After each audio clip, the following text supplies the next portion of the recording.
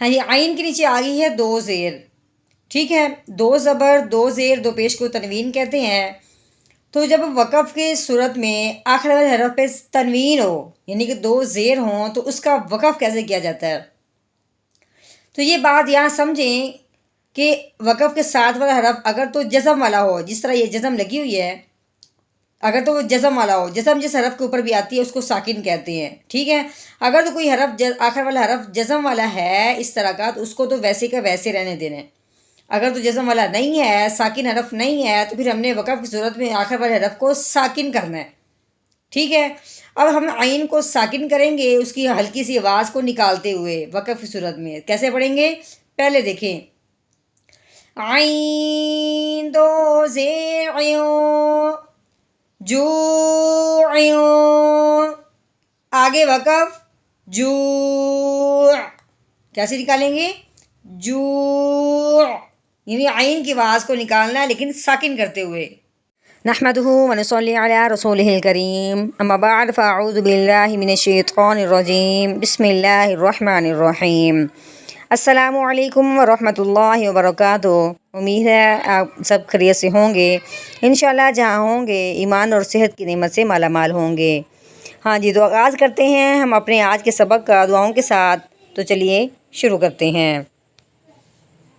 اللہم صلی علی سیدنا و مولانا محمد وعلی آل سیدنا و مولانا محمد وبارک وسلم۔ رب اشرح لی صدری ویسر لی امری واحلل عقدۃ من لسانی یفقہوا قولی۔ رب زدنا علما، رب زدنا علما، رب زدنا علما۔ اعوذ باللہ من الشیطان الرجیم، بسم اللہ الرحمن الرحیم۔ ہاں جی، یہ لام ہے، اس کے آگے جو لگی ہوئی ہے یہ الف ہے، ٹھیک ہے، جیسے کہ لام الف ہم نے قاعدے میں پڑھا تھا۔ اس کے بعد دیکھیں یہ لام کے اوپر کیا لگی ہوئی ہے؟ تین دندوں والی شد۔ ہم نے کل کیا کیا تھا کہ یہاں پہ عین پہ ہم نے آگے وقف آنے کی وجہ سے وقف کر لیا تھا، تو اگر ہم وقف نہ کرتے تو یہ جو شد والا حرف ہوتا ہے وہ پچھلے والے کو اپنے ساتھ ملاتا ہے۔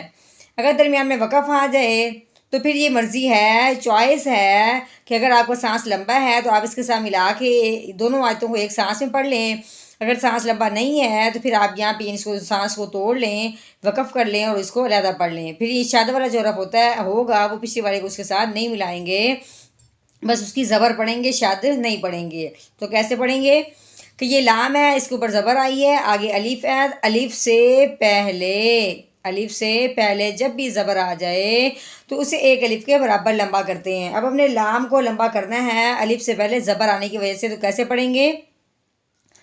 لام الف زبر لا، کیسے پڑھیں گے؟ لا، اتنا سا لمبا کریں گے۔ آگے یہ یا ہے، اس کے اوپر جو لگی ہوئی ہے یہ پیش ہے۔ آگے یہ سین، سین کے اوپر لگی ہوئی ہے جزم۔ یہ جو جزم ہوتی ہے جس حرف کے اوپر بھی آئے اس کو ساکن کہتے ہیں۔ یہ جزم سین کے اوپر آئی ہے جس کا نام ہو گیا سین ساکن۔ جو ساکن حرف ہوتا ہے وہ پچھلے والے کو اپنے ساتھ ملا لیتا ہے۔ اب ہم نے یا کو سین ساکن کے ساتھ ملانا ہے۔ یا سین پیش یوس، کیسے پڑھیں گے؟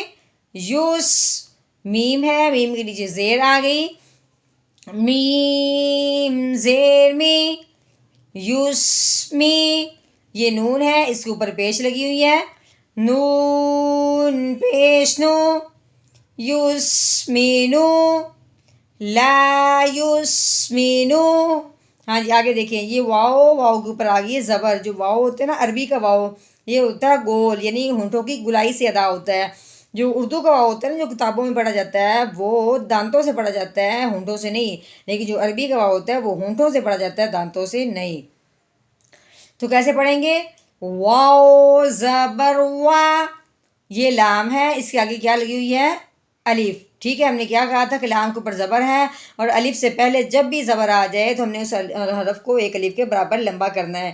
اب لام کو ہم نے لمبا کرنا ہے الف سے پہلے زبر آنے کی وجہ سے۔ کیسے پڑھیں گے؟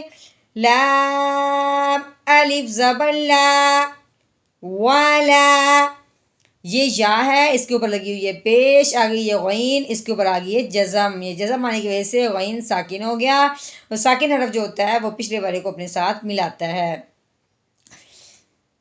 یا غین پیش یو، کیسے پڑھیں گے؟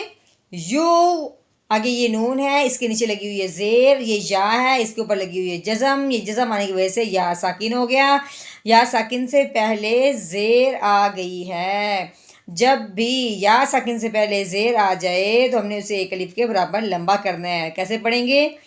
نون یا زیر نی، یو نی، ٹھیک ہے، یو نی، یہ میم ہے، میم کے نیچے آ گئی ہے زیر، یہ نون ہے، نون کے اوپر آ گئی ہے جزم، تو یہ ہو گیا نون ساکن۔ پیچھے ہم نے دیکھا ہے سین بھی ساکن ہوا ہے، غین بھی ساکن ہوا ہے، یا بھی ساکن ہوا ہے، ابھی آگے ہے نون ساکن۔ نون ساکن کی خاصیت یہ ہے کہ نون ساکن کو پڑھنے سے پہلے آگے دیکھنا ہوتا ہے کہ آگے حروف ہلکی میں سے کوئی حرف آیا ہے یا نہیں۔ اگر حروف ہلکی میں سے کوئی حرف نہ آئے پھر ہم نے نون ساکن پہ غنہ کرنا ہوتا ہے اخفا کا۔ تو جب ہم نے دیکھا ہے کہ جیم حروف ہلکی میں سے نہیں ہے، اب ہم نے نون ساکن پہ غنہ کرنا ہے اخفا کا، تو کیسے کریں گے؟ میم نون زیر میو، ٹھیک ہے، یہ جیم ہے، جیم کے اوپر آ گئی ہے پیش، یہ واؤ، واؤ کے اوپر آ گئی ہے جزم، تو یہ ہو گیا واؤ ساکن۔ اب یہ واؤ ساکن کی خاصیت یہ ہے کہ واؤ ساکن سے پہلے جب پیش ہوتی ہے تو اسے ایک الف کے برابر لمبا کرتے ہیں، تو کیسے پڑھیں گے؟ جیم واؤ پیش جو، اتنا سب نے لمبا کرنا ہے واؤ ساکن سے پہلے پیش آنے کی وجہ سے، جو۔ اگر عین، عین کے نیچے آ گئی ہیں دو زیر، جب اس کو عین کو کیا کہتے ہیں؟ تنوین کہتے ہیں، ان دو زیر کو تنوین کہتے ہیں، دو زبر دو زیر دو پیش، جہاں بھی ہوگی آپ نے کہنا ہے کہ تنوین آ گئی ہے۔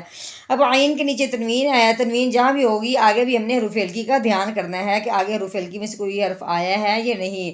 آگے جب ہم نے دیکھا ہے کہ آگے تو واؤ ہے، واؤ حروف ہلکی میں سے نہیں ہے، تو عین پہ ہم تنوین پہ غنہ کریں گے اخفا کا، تو کیسے پڑھیں گے؟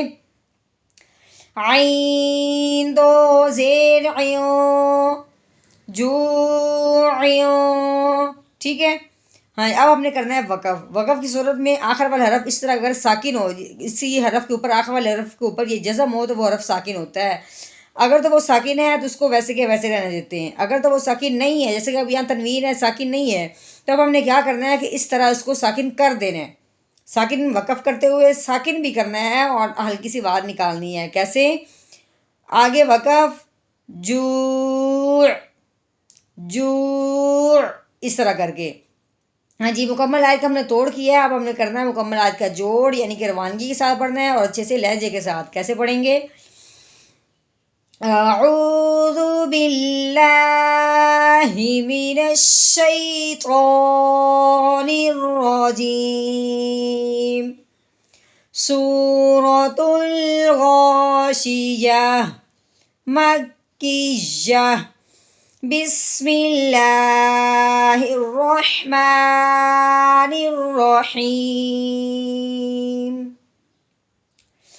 لا يسمن ولا يغني من جوع، لا يسمن ولا يغني من جوع۔